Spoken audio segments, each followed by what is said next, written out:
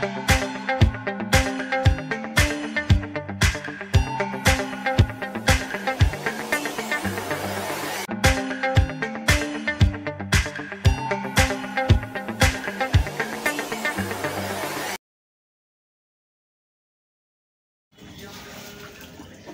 Kolkata district minority cell के general secretary Faisal Ali और Mother Teresa Foundation के स्टेट चेयरमैन वेस्ट बंगाल के अब्दुल मुन्नन मल्लिक से बातचीत में उन्होंने क्या कहा, आइए जानते हैं। যখন টিএমসি যখন একটা ভালো পজিশন ভালো এনে আপনার ক্ষমতায় এলো এবং ঠিক মন্ত্রিসভা গঠনের 8 দিন পরে দুজন মন্ত্রীকে সিবিআই এবং ইডির এদিকে আপনাকে তুলে নেওয়া হয়েছিল, এই ব্যাপারে আপনি একটু বলুন।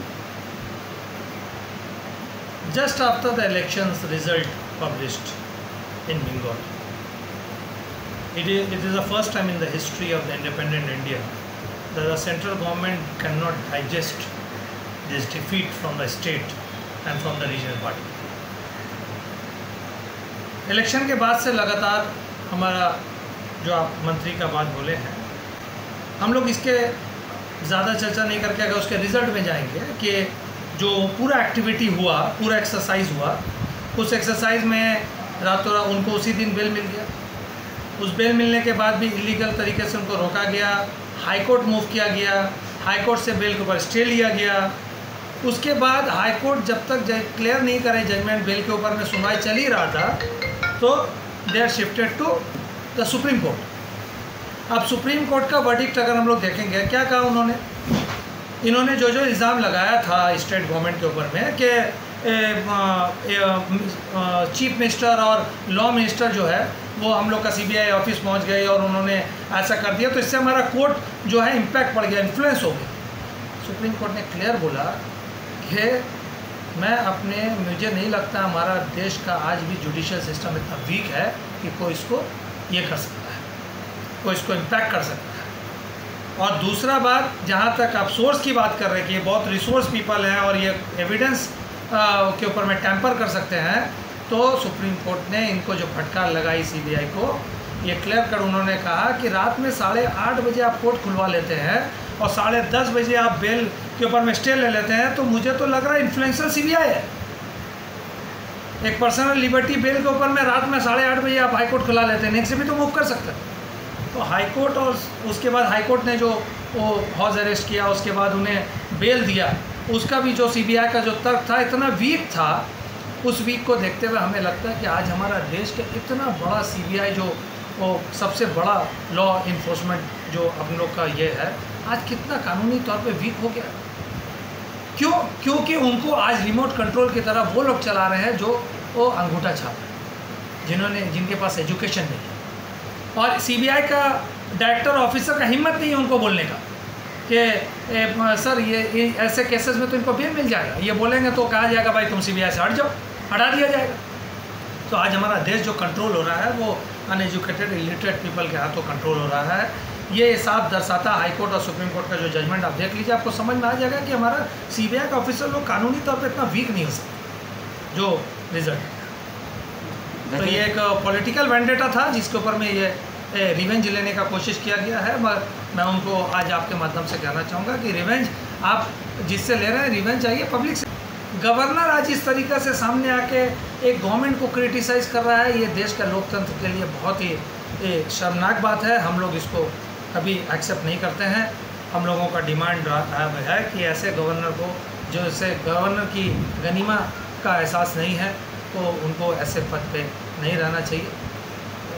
तो मैं मैसेज देना चाहता हूँ तमाम लोगों को कि एक सोचा समझा कॉन्स्पिरेसी चल रहा है, उसको बीट करना है, डिफीट करना है। जिस तरह हमने इलेक्शन में कम्युनलिज्म को और धर्म को और इन चीज़ों पर लड़ने वाले मुद्दों को हटाकर हमने डेवलपमेंट के नाम पर जिस तरह लड़ा और लड़ाई जीता है, हम आगे भी पैंडेमिक सिचुएशन में भी अच्छा तरीके से, अच्छा सिटीजन की तरह से रह के हम लोग उसको भी एक मैसेज देंगे और पूरे दुनिया और देश को ये मैसेज देंगे कि बंगाल एक शांति का प्रतीक है, एक शांति का ज़मीन है, पूरे देश के लिए एक मिसाल हमेशा से रहा है और आगे भी रहेगा।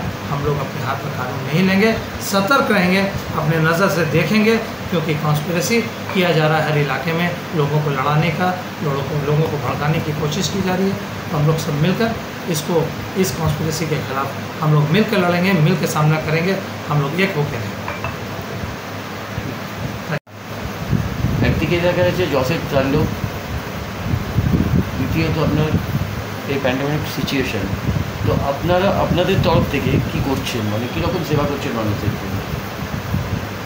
हमरा माने अभी हम लोग बंगाल से लेकर के पूरे हिंदुस्तान में सिर्फ 4 स्टेट छोड़ के पूरे हिंदुस्तान में हम लोग लोगों का मदद कर रहे हैं। हमारा मदर टेरेसा फाउंडेशन हर जगह में है, अपने हिसाब से जो भी हो रहा है। और ये तो बोलने का ज़रूरत नहीं है कि मदर टेरेसा की तरफ से क्या हेल्प हो रहा है। मदर टेरेसा के नाम पर जो फाउंडेशन चल रहा है वो नाम ही काफ़ी है, क्योंकि मदर टेरेसा अपने रहते भर में जो की थी वो पूरे हिंदुस्तान जानते हैं, पूरा वर्ल्ड जानते हैं, ठीक है। तो हम लोगों का भी वैसे ही लक्ष्य है कि मदर टेरेसा का जो उनका सोच विचार था उसको लेकर के चले और लोगों का मदद करें। अभी काफ़ी सारे जगह में हम लोगों ने अनाज और फूड वगैरह, कुक फूड भी और रॉ फूड जो भी है सब जगह दिए। और हम लोगों को अभी चिंता ज़्यादा है कि पेट्रोल का दाम देखिए बढ़ रहा है। अब पेट्रोल का दाम जो बढ़ रहा है तो उस पर रोज़ महंगाई बढ़ रही है। अब रोज़ महंगाई बढ़ने से गरीब जनता कहीं ना कहीं परेशान है, तो इसको लेकर के सरकार को सोचना चाहिए। अब लोग जो मदद करने वाले हैं खाना बना करके या फिर किसी भी हालत से लोगों का मदद करने के लिए, वो तो कर रहे हैं। सिर्फ मदर टेरेसा फाउंडेशन ही नहीं, बहुत सारे फाउंडेशन हैं जो कि कर रहे हैं और मदर टेरेसा फाउंडेशन भी साथ में। तो बोलना ये है कि सरकार को सोचना चाहिए इसके बारे में। फाउंडेशन अपना काम करेगी, सरकार का जो काम है वो सरकार को करना चाहिए। गरीब जनता बहुत सारे जगह में मर रहे हैं, तेल का दाम है, सोना चांदी का दाम है, अनाज का दाम है, आलू प्याज का दाम है। तो ऐसे हम अगर गिनती करने जाए तो बहुत सारा चीज़ है जिसकी वजह से अफेक्ट हम लोगों के आवाम को हो रहा है, हिंदुस्तान के आवाम को हो रहा है। तो इसके लिए हम सरकार से ये करेंगे कि वो इस चीज़ को देखे। और बंगाल गवर्नमेंट जो कर रही है वो पूरा हिंदुस्तान देख रहा है। ममता बनर्जी का बहुत बड़ा ये है कि बंगाल साइड में जैसे डीगा वगैरह में और सुंदरबन एरिया में जहाँ पे बहुत ज़्यादा जहाँ नुकसान हुआ है वहाँ फाउंडेशन वाले लोग पहुँच करके मदद कर रहे हैं। तो बहुत अच्छी बात है, क्योंकि उसको देख करके एक मैसेज मिलता है जहाँ तक लोग नहीं पहुँच पा रहे, कैमरा के ज़रिए और मीडिया के ज़रिए, आप जैसे सोशल मीडिया के ज़रिए लोग वहाँ तक पहुँच जा रहे हैं कि रियली में वहाँ ज़रूरत है। तो हम भी पहुँच रहे, वहाँ पहुँच करके मदद कर रहे हैं लोगों का।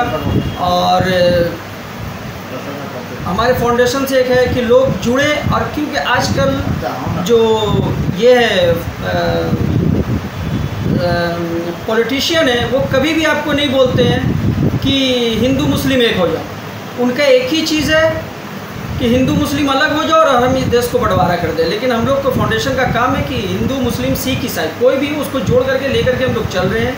और कोई भी नेता ये नहीं कहना चाहता है कि हिंदू मुस्लिम एक हो जाओ, हम हिंदुस्तान में एक नियम कानून के साथ में एक काम करें।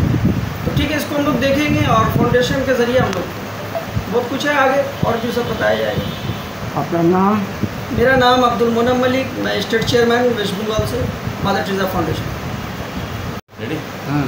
अच्छा, ये पैंडेमिक सिचुएशन है अपनी साधारण पब्लिक के मैसेज दी जाए। मैसेज मैं ये देना चाहता हूँ पब्लिक को कि वो सतर्क रहें और वो मास्क और ग्लव्स वगैरह, सैनिटाइज़र वगैरह का वो ख्याल रखें। अब ज़्यादा से ज़्यादा घर से बाहर ना निकले। काम जितना हम लोगों का काम है उसी के हिसाब से हम लोग बाहर जाएं और उस अपने काम को करके घर में वापस आएँ। और जो सेफ्टी जो सेंट्रल गवर्नमेंट और स्टेट गवर्नमेंट और डॉक्टर्स वगैरह जो बोल रहे हैं उनका हम लोग ख्याल रखें। और उसी हिसाब से हम चाहते हैं कि इसमें ही हम लोगों का भलाई है।